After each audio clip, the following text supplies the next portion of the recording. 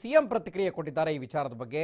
ನಾನು ರಾಜಕೀಯ ಪ್ರಭಾವ ಬೀರೋದಿಲ್ಲ ಅಂತ ಹೇಳಿದ್ದಾರೆ. ಅಲ್ಲದೆ ಶಿವಮೊಗ್ಗದಲ್ಲಿ ಪ್ರತಿಕ್ರಿಯೆ ಕೊಟ್ಟಿರುವಂತಹ ಬಿಎಸ್ ಯಡಿಯೂರಪ್ಪ ಸಚಿವ ಪುಟ್ಟರಂಗಶೆಟ್ಟಿ ರಾಜೀನಾಮೆಗೆ ಆಗ್ರಹಿಸಿದ್ದಾರೆ. ಈ ಬಗ್ಗೆ ಯಾರ್ಯಾರು ಏನೇನು ಹೇಳಿದ್ರು ಬನ್ನಿ ನೋಡೋಣ.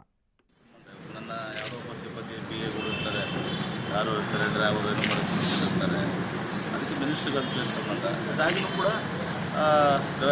ಪೊಲೀಸರು ತನಿಖೆ ಮಾಡ್ತಾ ಇದ್ದಾರೆ ಮತ್ತು ಆ ಬಗ್ಗೆ ಸಚಿವರು ಸಂಬಂಧಿಸಿದ ಸಚಿವರು ಅದರ ಬಗ್ಗೆ ಹೇಳಿಕೆ ಕೊಡ್ತಾರೆ. ಅದೇ ತನಿಖೆ ನಡೆದ ಮೇಲೆ ಅದು ನಾನು ಈಗಿನ ಹೇಳೋಕ್ಕಾಗಲ್ಲ. ತನಿಖೆ ನಡೆದಿದೆ, ತನಿಖೆ ಆದಮೇಲೆ ಅವ್ರು ಇದು ಮಾಡ್ತಾರೆ ಮತ್ತು ಆ ಸಂಬಂಧಿಸಿದ ಸಚಿವರು ಕೂಡ ಅದಕ್ಕೆ ತಮ್ಮ ಸ್ಪಷ್ಟೀಕರಣ ಕೊಡ್ತಾರೆ. ತನಿಖೆ ನಡೀತಾ ಇದೆ. ಈಗ ತನಿಖೆಗೆ ಸಂಬಂಧಪಟ್ಟಾಗೆ ಪೊಲೀಸ್ ಇಲಾಖೆ ವತಿಯಿಂದ ಅವ್ರ ಕೆಲವು ನಿರ್ಣಯಗಳು ಮಾಡ್ತಾರೆ. ನಾನಂತೂ ಯಾವುದೇ ಒಂದು ತನಿಖೆಗೆ ಸಂಬಂಧಪಟ್ಟಾಗೆ ಯಾರ ಮೇಲೂ ಇವತ್ತು ಅನುಕೂಲ ಮಾಡಿ ಅಂತಕ್ಕಂಥದಕ್ಕೆ ರಾಜಿ ಮಾಡಿಕೊಂಡು ನಾನು ಇನ್ಫ್ಲೂಯೆನ್ಸ್ ಮಾಡ್ತಕ್ಕಂಥ ನನ್ನ ಅಧಿಕಾರ ದುರುಪಯೋಗ ಪಡಿಸ್ಕೊಳ್ತಕ್ಕಂಥವನ್ನಲ್ಲ. ಸ್ಪಷ್ಟವಾದಂತ ಒಂದು ಪಾರದರ್ಶಕವಾದ ತನಿಖೆ ಹೊರಗಡೆ ಬಂದ ನಂತರ ಏನ್ ತೀರ್ಮಾನ ಮಾಡ್ಬೇಕು ಗೊತ್ತಿಲ್ಲ, ನನಗೆ ಗೊತ್ತಿಲ್ಲ. ಸಿಕ್ಕಿದ್ರೆ ಅದು ತನಿಖೆ ಆಗಬೇಕು. ಅವನ ಹತ್ರ ಹೆಂಗ್ ಬಂತು ದುಡ್ಡು ಏನು ಅನ್ನೋದು ತನಿಖೆ ಆಗಬೇಕು. ಆಮೇಲೆ ಮೊಕದ್ದಮೆ ದಾಖಲು ಮಾಡಬೇಕು.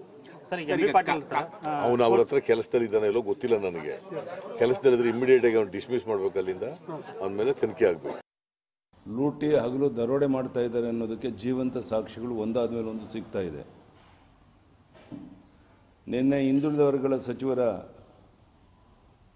ಪುಟ್ಟರಂಗಶೆಟ್ಟಿ ಅವರ PA ಮೋಹನ್ ಅವರು ವಿಧಾನಸೌಧದಿಂದ ಹೊರಗೆ ಹೋಗ್ತಿರ್ಬೇಕಾದ್ರೆ 25,76,000 ಹಣವನ್ನು ಪೊಲೀಸ್ನವರು ಸೀಸ್ ಮಾಡಿದ್ದಾರೆ.